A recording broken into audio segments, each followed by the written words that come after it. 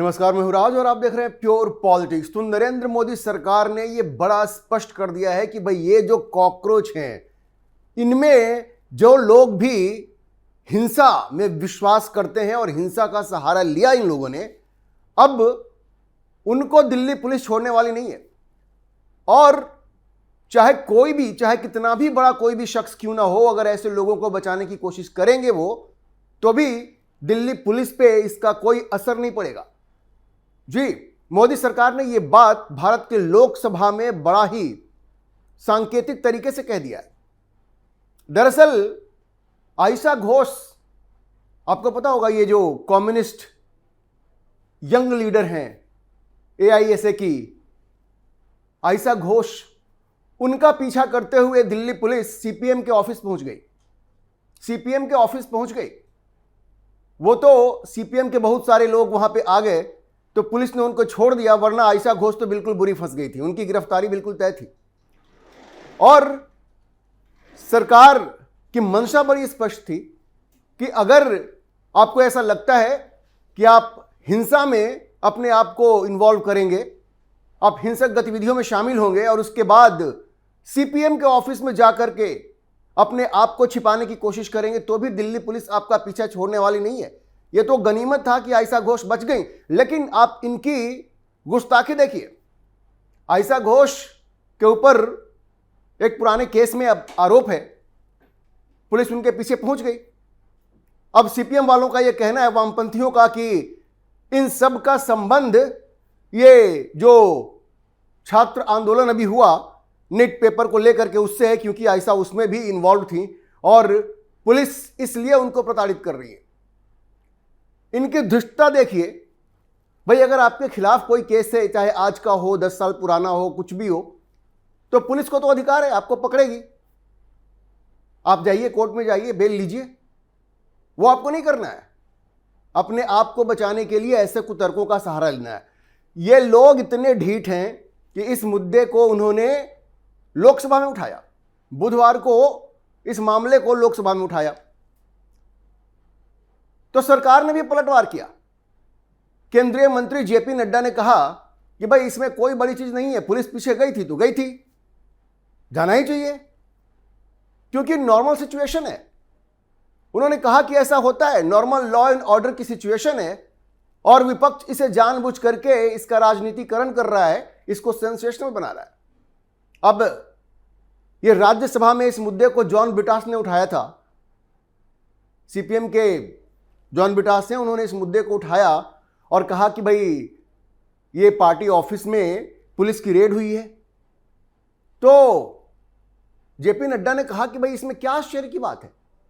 ये जो एसएफआई की दिल्ली की सेक्रेटरी हैं आयशा घोष, और ये जेएनयू स्टूडेंट्स यूनियन की पुरानी प्रेसिडेंट भी हैं आयशा घोष, उनको कस्टडी में लेने के लिए दिल्ली पुलिस गई थी। वहां पे जो पार्टी का जो एकेजी भवन है, वहां पे वो पुलिस को अधिकार है भाई, वहां पे गए थे। अब जब पुलिस वहां पहुंची तो वहां पे आर्गुमेंट हुआ, जो सीपीएम के लीडर थे उनके बीच में और जो पुलिसकर्मी थे उनके बीच में, आयशा घोष की गिरफ्तारी को लेकर के। तो जेपी नड्डा ने हाउस में बड़ा स्पष्ट किया कि ये एक normal law and order situation है। आप हर चीज में अपनी नाक नहीं गुजर सकते कि भाई कैसे पुलिस वहां क्यों आ गई, पुलिस के पास अधिकार है वहां जाने का।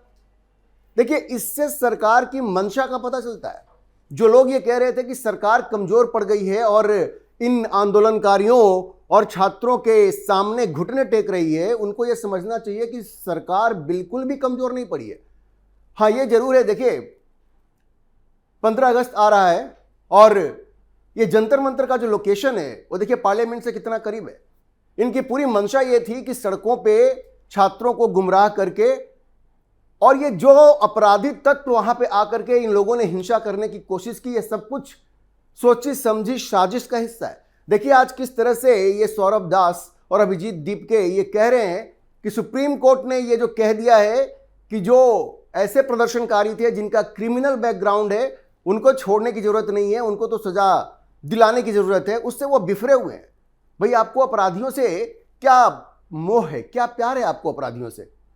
अगर आप अपराधियों को बचाने की कोशिश कर रहे हैं, ये सौरभ दास कहता है ना कि नहीं नहीं किसी के खिलाफ कार्रवाई नहीं होनी चाहिए, क्यों नहीं होनी चाहिए? इनकी मंशा क्या ये थी कि इन अपराधियों को, क्योंकि ये वही लोग थे जो शाहीन बाग पे गए थे, शाहीन बाग में जो एंटी सीए प्रोटेस्ट हुआ था उसमें यही लोग गए थे, तो क्या आपने जानबूझकर के इनको बुलाया था कि दिल्ली में हिंसा करवाई जाए? अगर आप उनको बचाने की कोशिश कर रहे हैं तो यह बात बड़ी स्पष्ट है और सरकार इस बात को धीरे धीरे समझ रही है।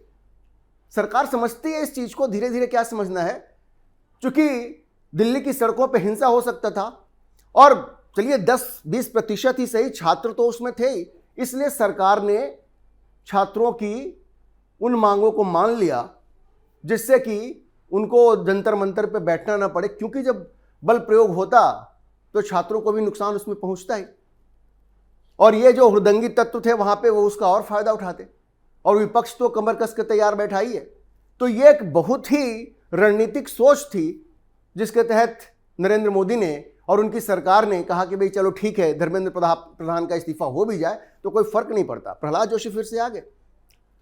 लेकिन सरकार की मंशा पे जो लोग सवाल उठा रहे थे ना, उनको यह जवाब मिला संसद में जब जेपी नड्डा ने यह कहा कि भाई आयशा घोष को चेज करते हुए पीछा करती हुई पुलिस जब ये सीपीएम के ऑफिस में गई तो इसमें कोई भी गलत बात नहीं है, ये बिल्कुल नॉर्मल सिचुएशन है, normal law and order situation है, ऐसा ही होना चाहिए।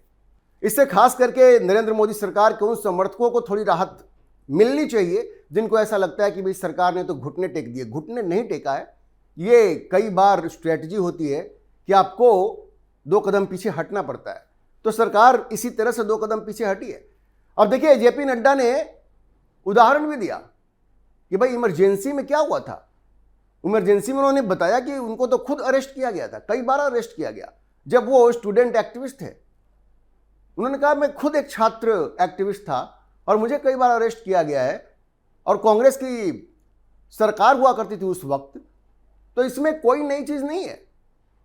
Police law and order situation को बहाल करने के लिए जो उसको कहा जाता है उसके लिए वो एक्शन लेती है। अच्छा, इसके साथ मैं आपको एक चीज बताऊं कि ये जो अभिजीत दीपके है, इसके बारे में मैंने आपको पहले भी बताया था कि ये अपना एक पॉलिटिकल करियर बना रहा है और वो अकेला नहीं है, इसमें उसकी फैमिली भी शामिल है, उसमें उसकी फैमिली भी शामिल है और ये सब लोग, ये जो ड्रामेबाज है अरविंद केजरीवाल, उसके रास्ते पे चल रहे हैं। सब लोग अरविंद केजरीवाल को अभिजीत दीपके और उसके परिवार ने अपना गुरु बना लिया है। वो कैसे? अभिजीत दीपके के पिताजी कहते हैं, देखिए किस तरह का ड्रामेबाज है पूरा परिवार। ड्रामेबाज कहने में मुझे कोई ऐतराज नहीं है, क्योंकि अभिजीत दीपके के पिताजी कहते हैं कि अभिजीत दीपके पे ये दबाव डाला गया कि भाई तुम भारतीय जनता पार्टी ज्वाइन कर लो या हम तुम्हारे पिताजी को देख लेंगे, तुम्हारे मां बाप जो हैं उनके साथ हम डील करेंगे। ये खुद आरोप लगाया है। कॉकरोच जनता पार्टी के जो फाउंडर हैं अभिजीत दीपके, उनको धमकी दी गई कि भाई आप या तो भारतीय जनता पार्टी ज्वाइन करें या परिणाम भुगतने के लिए तैयार रहें। और ये आरोप किसने लगाया है? अभिजीत दीपके के पिताजी ने। उन्होंने रिपोर्टर से महाराष्ट्र के छत्रपति संभाजी नगर में यह बात कही। उनका नाम है भगवान राव दीपके। उन्होंने कहा कि भाई मेरे बेटे को धमकी दी गई। और ये धमकी कहां दी गई? देखिए क्या ड्रामा है। ये जो सोनम वांगचुक अनशन पे बैठे थे, उनके पिताजी भी अनशनकारी थे, खानदानी अनशनकारी हैं। ये अभिजीत दीपके भी खानदानी ड्रामेबाज लग रहा है। इसके पिता कहते हैं कि उन्होंने ये धमकी देखी, ये जो आरोप लगाया उन्होंने यूट्यूब पे देखी। ये मई के बीच में, मिड मई में उनको ये आरोप लगाया गया उनके ऊपर, जब उन्होंने सीजेपी लॉन्च किया था, कॉकरोच जनता पार्टी, उसके तुरंत बाद। उनका कहना है कि 15, 16 या 17 मई के आसपास उन्होंने एक रील देखा यूट्यूब पे, रील जिसमें यह कहा गया कि अगर वो भारतीय जनता पार्टी का मेंबर नहीं बनता है तो हमें मालूम है कि तुम्हारे माँ बाप कहाँ रहते हैं और हम लोग उनको देख लेंगे, उनके साथ हम डील करेंगे। ये उनके पिता का कहना है। ये तो अरविंद केजरीवाल की बात आपको याद है ना, वो कहते थे कि हमारे बहुत सारे विधायकों को, बहुत सारे नेताओं को भारतीय जनता पार्टी ये धमकी दे रही है, प्रलोभन दे रही है कि हमारी पार्टी ज्वाइन कर लो वरना तुम्हें फंसा देंगे, ईडी के केस में फंसा देंगे, सीबीआई के केस में फंसा देंगे। याद है आपको, अरविंद केजरीवाल यही कहा करते थे। अब वही ड्रामा अभिजीत दीपके का बाप कर रहा है कि अभिजीत दीपके के ऊपर यह दबाव था कि भाई तुम भारतीय जनता पार्टी ज्वाइन कर लो वरना तुम परिणाम भुगतने के लिए तैयार रहो। तो ये पूरा परिवार इनका जो है अभिजीत दीपके का, इनको सोचना चाहिए कि किस तरह की बात ये लोग करते हैं और किस तरह से बीजेपी को और प्रधानमंत्री मोदी को बदनाम करने की ये साजिश रच रहे हैं। अब देखिए, अभिजीत दीपके तो अभी वापस अपने घर चले गए हैं महाराष्ट्र। एक मजे की बात और भी है, ये जो बेरोजगार व्यक्ति था अभिजीत दीपके, अब पिता ने तो कहा, पिता को जो कहना था उसने कह दिया कि भाई तो बीजेपी ज्वाइन करने का दबाव था दीपके के ऊपर। अब उनकी माताजी कह रही है कि बेटे के लिए शादी का रिश्ता बहुत आ रहा है बहुत रिश्ता आ रहा है। अब एक बेरोजगार बेटा था, उसने एक रोजगार खोज लिया, वो अब आंदोलनकारी बन गया है, आंदोलनजीवी बन गया है। तो अब ये भी देखिए, अब माँ की जो बातें उन पे क्या कहा जाए, लेकिन अभिजीत दीपके जिस तरह से बेरोजगार बैठा हुआ था उसे एक ये मौका मिला कि भाई ये कॉकरोच के जो कमेंट सीजीआई ने कर दिया, उसने उसको इस तरह से भुनाने की कोशिश की है। और देखिए किस तरह से पर्सनल बेनिफिट उठाने की बात उसका पूरा परिवार कर रहा है। उसके पिता ने भी कहा कि बीजेपी ज्वाइन करने का दबाव था। वो तो ये भी कह रहे थे उस वक्त कि अगर सरकार नहीं मानेगी तो हम खुद से आकर के आंदोलन को ज्वाइन करेंगे। और अब माता जी ने, चलिए उन्होंने तो एक अलग ही बात कही है। अब देखिए, ये अभिजीत दीपके और जो रंका हैं वो एक बार फिर से ये धमकी दे रहे हैं कि अगर उनके कॉकरोचों के खिलाफ ये सरकार अपनी कार्रवाई जारी रखती है, पुलिस अपनी कार्रवाई जारी रखती है, तो वो फिर से अपना धरना प्रदर्शन शुरू करेंगे, पूरे देश में भी करेंगे और जंतर मंतर पे भी करेंगे। ये इनकी धमकी है, क्योंकि सरकार ने भी अपनी मंशा स्पष्ट कर दी है कि जो क्रिमिनल एंटीसीडेंट वाले लोग हैं, जिनका क्रिमिनल बैकग्राउंड है, उनको तो सरकार छोड़ेगी नहीं। और सुप्रीम कोर्ट का भी समर्थन मिल गया है इस पे। चीफ जस्टिस की बेंच ने कह दिया है कि भाई छात्रों को तो छोड़ दो, उनको टच करने की जरूरत नहीं है, लेकिन ऐसे जो भी लोग हैं जिनका एक क्रिमिनल बैकग्राउंड है और जो लोग हिंसा में शामिल रहे हैं, उनके खिलाफ तो एक्शन होगा। तो देखिए, ये दीपके और रंका चाहे अब जितनी भी धमकी दें, उनके जो गुंडे मवाली साथी हैं वो बचने वाले नहीं है। और ये जो जंतर मंतर पे फिर से धरना देने की जो धमकी वो दे रहे हैं, वो अब काट की हांडी दोबारा नहीं बैठेगी। क्योंकि देखिए, जिस वक्त इनको परमिशन मिली थी जंतर मंतर पे, उस वक्त कोई पार्लियामेंट का सेशन नहीं चल रहा था। अब पार्लियामेंट का सेशन चल रहा है और पुलिस वहां पे धरना प्रदर्शन की इजाजत अब नहीं दे सकती, क्योंकि जंतर मंतर से पार्लियामेंट कितनी दूर है आप देख लीजिए। और कोई भी वहां पे हंगामा खड़ा कर सकता है, खास करके तब जब दिल्ली पुलिस ने कह दिया है कि उसने तकरीबन 3000 ऐसे लोगों की पहचान की है जिनके ऊपर गंभीर आरोप हैं हत्या के, बलात्कार के, फिरौती लेन मांगने के, छिनतई के, तमाम तरह के बलात्कारी थे उसमें। तो इसके बाद पुलिस तो पहले उनको इजाजत देगी नहीं, और अगर उन्होंने जबरदस्ती जंतर मंतर पे धरना के लिए बैठने की कोशिश की तो पुलिस उनकी जमकर कुटाई करेगी, इसमें तो कोई संदेह ही नहीं है। और ये आयशा घोष को जिस तरह से पुलिस ने खदेड़ा है और जिस तरह से सीपीएम के ऑफिस में घुसी है, तो पुलिस बख्शने के मूड में बिल्कुल नहीं है। तो ये अभिजीत दीपके और रंका को ये समझ लेना चाहिए कि सरकार अब चेत गई है। और दूसरी बात, ये जो फेशियल रिकॉग्निशन टेक्नोलॉजी का इस्तेमाल सरकार ने किया है और जिस तरह से इन अपराधी तत्वों की पहचान की है, उसके बाद ये जो अपराधी हैं ना, वो भी दोबारा वहां आने से पहले सोचेंगे। यह सरकार बहुत आराम से काम करती है। उसने सोचा होगा कि चलो देख लेते हैं कि ये करते क्या है और कौन कौन लोग इस धरना प्रदर्शन में आते हैं। तो दिखा कि भाई स्टूडेंट तो कम ही है, ये सब क्रिमिनल्स, मर्डरर्स, रेपिस्ट, ये सब वहां पहुंच गए हैं। तो खैर उनकी पहचान हो गई है और अब उनकी बढ़िया कुटाई ठुकाई सब होगी। पुलिस उसकी तैयारी भी कर रही है और पुलिस उनको छोड़ने वाली नहीं है। एक चीज और भी देखिए, जहां जरूरत पड़ेगी पुलिस अपने हिसाब से बल प्रयोग करेगी। पेलेट गन्स की चर्चा आ रही है कि पेलेट गन्स का इस्तेमाल हुआ है, संसद में भी यह बात उठी कि पेलेट गन्स का इस्तेमाल हुआ है। अब राहुल गांधी तो राहुल गांधी है, उन्होंने कहा कि अमित शाह ने यह पेलेट गन्स चलाने की इजाजत दी, फायरिंग की इजाजत दी। भाई फायरिंग तो हुई नहीं है, पेलेट गन्स चलाना कोई फायरिंग नहीं होती है। खैर, जितेंद्र सिंह ने कहा कि पेलेट गन्स चलाने के लिए गृह मंत्री के अनुमोदन की जरूरत नहीं होती है, मैजिस्ट्रेट का काम होता है। जो वहां मैजिस्ट्रेट होता है वो डिसाइड करता है कि पेलेट गन्स चलेगा कि नहीं चलेगा। लेकिन वो एक अलग विषय है। राहुल गांधी तो हमेशा अमित शाह को घेरने की कोशिश करते हैं, अमित शाह तो इस पे घिरे नहीं। लेकिन एक बात बहुत स्पष्ट है कि सरकार को इस बात का एहसास है, दिल्ली पुलिस को इस बात का एहसास है कि क्रिमिनल एलिमेंट्स इस तरह के प्रदर्शन में शामिल हो रहे हैं। ये वही लोग हैं जो शाहीन बाग में पहुंचे थे, ये वही लोग हैं जो किसान आंदोलन में पहुंचे थे, और ये वही लोग हैं जो जंतर मंतर पे पहुंच रहे हैं।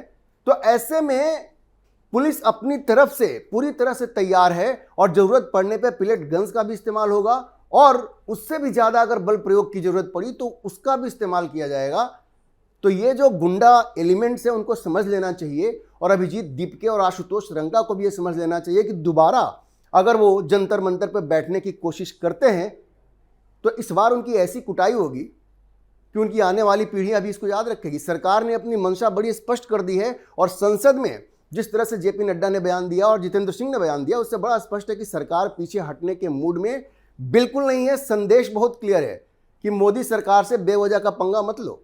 एक बार तुम्हें बेनिफिट मिल गया कि चलो भाई यहाँ छात्र ज़्यादा हैं, छात्रों को परेशान करने की कोई ज़रूरत नहीं है, लेकिन अब अगर वहाँ पे कोई गुंडागर्दी करोगे एक बार फिर से, तो फिर सरकार तुम्हें माफ़ करने के मूड में नहीं है। एक एक करके पकड़े जाओगे, और उसके बाद चाहे कितना भी रो लो धो लो, कानून अपना काम करेगा, और जेल के सलाखों के पीछे तुम्हें जाना ही होगा, और ज़िंदगी का कितना वक्त वहाँ कटेगा कोई ठीक नहीं है। इसलिए अभिजीत दीपके और आशुतोष रंका को धमकी देने की बजाय बैठ के सोचना चाहिए कि सरकार जिस मूड में है उस मूड में उनसे पंगा लेने का कोई मतलब है क्या। तो अभी के लिए इतना ही। हम इस खबर पर नजर बनाए रखेंगे और आपको अपडेट करते रहेंगे। इस विषय पर आप क्या सोचते हैं, अपनी राय कमेंट बॉक्स में जरूर लिखें, और अगर आपको ये वीडियो पसंद आया हो तो आप इसे लाइक करें, शेयर करें और हमारे चैनल को सब्सक्राइब जरूर करें।